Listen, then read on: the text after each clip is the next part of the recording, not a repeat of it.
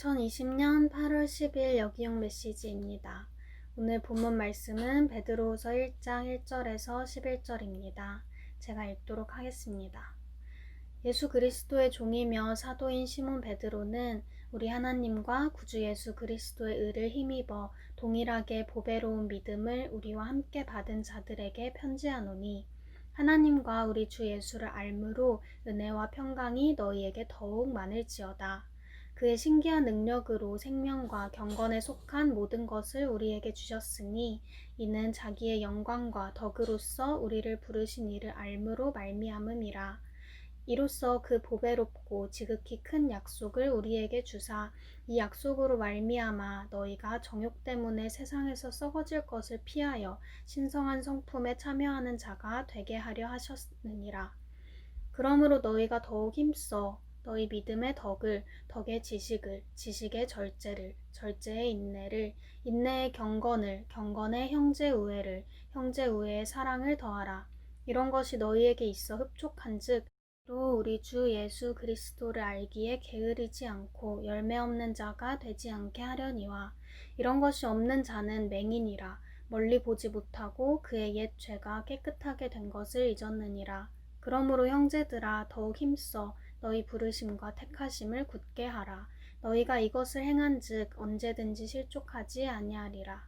이같이 하면 우리 주 곧 구주 예수 그리스도의 영원한 나라에 들어감을 넉넉히 너희에게 주시리라. 아멘. 여러분, 대한민국에 이단이 얼마나 많은지 알고 계시나요? 2018년 통계자료에 따르면 한국엔 자칭 재림 그리스도라 하는 사람이 40여 명이 있고요. 이단 집단은 200여 개가 있으며 2,500여 곳에 이단 사이비 단체들이 있다고 합니다. 2018년에는 그 수가 200만 명에 다다랐다고 해요. 이단에 대한 지식이 있는 분들은 아시겠지만 그들의 가르침과 수법은 정말 교묘해서 자칫 현혹되기 굉장히 쉽습니다. 이렇게 이단이 판치는 세상, 거짓과 진리를 분별하기 너무도 어려운 세상에서 우리는 어떻게 하면 진리에 굳건히 뿌리박은 그리스도인으로 살아갈 수 있을까요?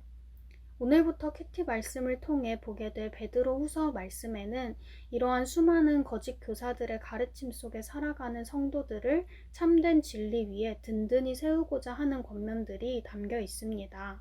오늘 본문을 통해 슬기로운 크리스천 생활, 일명 슬크생은 무엇인지 함께 알아보면 좋겠습니다. 본문 5절에서 7절 말씀을 통해 베드로는 성도가 맺어야 하는 8가지 열매를 소개하며 이를 이룰 때 언제든지 실족하지 않을 것이라 이야기합니다. 특히 7절 마지막에 등장하는 더하라 라는 표현은 보충하다, 보태다의 의미로 어느 하나만 가지고 완성되는 것이 아니라 거기에 보태고 보충해 주어야 한다는 것을 뜻합니다. 즉, 온전한 슬기로운 크리스천 생활을 위해 이 8가지 열매를 힘써 보태고 더해야 합니다. 한번 하나하나 살펴볼까요? 성도들이 갖춰야 할 덕목의 가장 기초는 믿음입니다. 이는 복음에 대한 강한 확신인데요. 성경은 그 누구도 믿음 없이는 하나님을 기쁘시게 할 수 없다고 이야기합니다. 복음에 대한 확신이 있다면 그 반석 위에 덕을 세워야 합니다. 덕은 도덕적인 탁월성, 즉 거룩함입니다. 하나님의 자녀된 자로서 하나님의 거룩하신 형상을 닮아야 하는 것이죠. 덕 위에 더해야 하는 것은 지식입니다. 이 지식은 하나님과 그리스도를 아는 영생에 이르는 지식입니다. 영생은 곧 유일하신 참 하나님과 그가 보내신 자 예수 그리스도를 아는 것이니이다. 요한복음 17장 3절 말씀. 성도는 하늘로부터 오는 지혜와 지식을 소유해야 하나님 나라 백성으로 살아갈 수 있는 것이죠. 그 위에 더해야 하는 것은 절제입니다. 인간은 절제하지 못할 때 자신에게 주어진 것을 죄를 범하는 데에 남용하게 되는데요. 따라서 절제는 하나님 앞에 자신의 한계를 겸손히 인정하는 것입니다. 절제 위에 세워야 하는 것은 인내입니다. 인내는 어떤 상황에서도 꾸준히 자리를 지키는 힘입니다. 믿음의 반석 위에 인내를 이룰 때 성도는 어떤 어려움이나 거짓 가르침에도 흔들리지 않고 진리를 지킬 수 있습니다. 다음으로 더해야 하는 것은 경건인데요. 이는 하나님을 경외하는 마음으로 근신하는 것을 뜻합니다. 경건의 모양은 세상에서 돌을 닦거나 수양하는 사람들의 모습과 비슷할 수 있지만 참된 경건은 오직 하나님을 모든 것 위에 두고 모든 행실을 통해 하나님을 섬기는 자세입니다. 마지막으로 형제의회와 사랑이 있는데요. 형제의회는 이웃을 사랑하고 섬기는 것을 뜻하며 사랑은 아들을 내어주신 하나님의 사랑과 그리고 친구를 위해 목숨을 내어주는 아가페적 사랑을 뜻합니다. 이렇게 성도된 우리가 믿음의 반석 위에 힘써 세워야 할 덕목들을 살펴봤는데요. 이 단어들을 보는 여러분의 마음은 어떠한가요? 마음에 부담이 되십니까? 혹은 지레 겁먹게 됩니까? 대체 베드로는 왜 이렇게 많은 것들을 우리에게 요구하는 것일까요? 바로 이 열매를 맺는 과정에서 우리의 신앙이 성숙해지고 견고해지기 때문입니다. 네, 혼란스러운 시대를 살아가는 슬기로운 크리스천 생활의 원칙은 열매 맺는 삶을 살아라입니다. 앞서 이야기했듯 베드로의 권면의 목적은 성도들이 실족하는 것을 막기 위함입니다. 10절 말씀이죠. 그러므로 형제들아 더욱 힘써 너희 부르심과 택하심을 굳게 하라. 너희가 이것을 행한즉 언제든지 실족하지 아니하리라. 그런데 이 열매를 맺는 것이 어떻게 실족하는 것을 방지하는 것일까요? 오늘 베드로가 나열한 이 덕목들은 모두 하나님의 속성이고 성품입니다. 그러니 우리가 믿음 위에 이 덕목들을 쌓으면 쌓을수록 하나님을 더 알게 되고 하나님과 더 깊은 교제를 누릴 수 있게 되는 것이죠. 더 견고한 신앙을 가지게 되는 것입니다. 저희 부모님께서는 해외에서 생활하고 계시기 때문에 저는 주로 방학 때만 부모님을 뵙게 됩니다. 부모님께서 서울에 오시면 저는 엄마와 함께 잠을 자며 많은 이야기들을 나누는데요. 해가 거듭할수록 엄마와의 대화가 더 깊어지는 것을 느낍니다. 그것은 제가 시간이 지나며 성인으로서, 여성으로서, 그리스도인으로서 더 성숙해질수록 엄마의 마음에 공감할 수 있는 것들이 더 많아지고 공유할 수 있는 것들이 많아지기 때문입니다. 하나님과의 관계도 마찬가지입니다.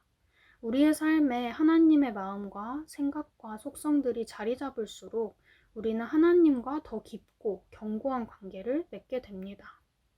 그런데 우리가 복음을 믿는다고는 하지만 하나님의 형상을 전혀 찾아볼 수 없는 삶을 살고 있다면 우리는 결코 하나님과의 깊고 풍성한 관계를 누리지 못한 채 쉽게 휘둘리고 흔들릴 것입니다. 9절 말씀. 이런 것이 없는 자는 맹인이라 멀리 보지 못하고 그의 옛 죄가 깨끗하게 된 것을 잊었느니라.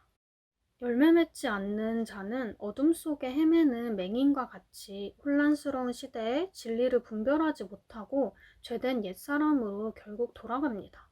따라서 우리는 힘써 하나님의 성품을 닮아감으로 어두운 시대에 뿌리 박힌 신앙인으로 살아야 합니다.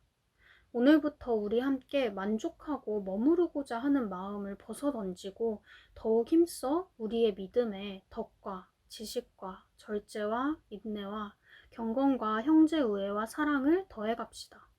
또 서로 이런 아름다운 열매 맺기를 권면합시다. 이를 통해 우리 개개인이 하나님과 더 깊은 관계 속으로 들어가서 어떤 상황에서도 실족하지 않는 굳건한 그리스도인이 되길 소망합니다. 마지막으로 실크생애 주의사항을 한 가지 전하고 마치겠습니다.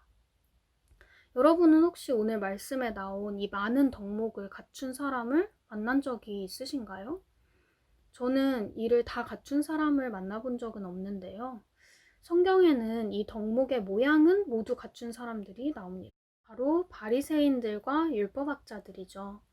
이들은 율법적으로 슬기로운 생활을 하며 교만에 빠져 살았습니다. 자신의 의를 드러내는 수단으로 사용한 것이죠. 그렇다면 우리는 어떻게 이 율법적인 신앙생활, 나의 의를 드러내는 신앙생활을 방지할 수 있을까요? 거룩한 삶의 능력은 하나님께로부터 나온다는 것을 인정해야 합니다. 3절 말씀입니다. 그의 신기한 능력으로 생명과 경건에 속한 모든 것을 우리에게 주셨으니 이는 자기의 영광과 덕으로서 우리를 부르신 이를 알므로 말미암음이라. 생명과 경건에 속한 모든 것, 즉 앞서 살펴본 거룩한 삶의 열매들은 하나님의 신기한 능력으로 우리에게 주어진 것입니다. 이는 은혜로 우리를 부르신 하나님을 알 때 주어지는 능력입니다. 여기에서 안다는 것은 믿음을 통한 깊은 사귐을 의미하는데요. 우리가 하나님과 예수님을 믿고 깊은 사귐을 사모할수록 우리 안에 거하시는 성령께서 우리를 거룩한 삶으로 이끄신다는 것입니다. 그러니 우리가 해야 하는 것은 애써 힘겹게 거룩의 모양을 흉내내려고 하는 것이 아닌 모든 능력의 원천 되시는 하나님을 믿고 그분과의 깊은 대화를 사모하며 말씀과 기도의 자리에서 성령께서 주시는 마음에 순종하기를 힘써야 합니다. 우리를 부르신 것도 빚어가시는 것도 전부 하나님의 주권적인 인도하심이라는 사실을 겸손히 고백해야 합니다. 여러분, 오늘은 슬기로운 크리스천 생활에 대해 알아봤습니다. 우리는 성령의 열매를 맺는 삶을 살아야 합니다. 그래야 우리의 신앙이 성숙해지고 온전해져서 세상의 풍파에 흔들리지 않을 수 있습니다. 그리고 이 모든 것은 하나님과의 깊은 사귐을 통해 시작됩니다.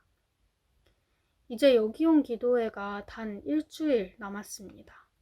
그 후엔 대망의 여름 수양회가 있습니다. 우리 이번 한 주간 하나님을 깊이 알아갑시다.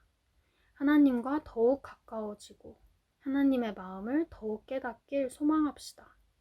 그리고 성령께서 주시는 마음에 적극적으로 순종합시다. 그럴 때 우리 개개인과 서대문 공동체가 반석 위에 세워진 교회가 되어 어두운 시대를 밝히는 슬기로운 빛이 될 줄을 믿습니다. 이어서 화면에 뜨는 기도 제목을 가지고 중보기도 하신 후에 하나님과 깊은 사귐을 누리는 개인 기도를 하시면 되겠습니다.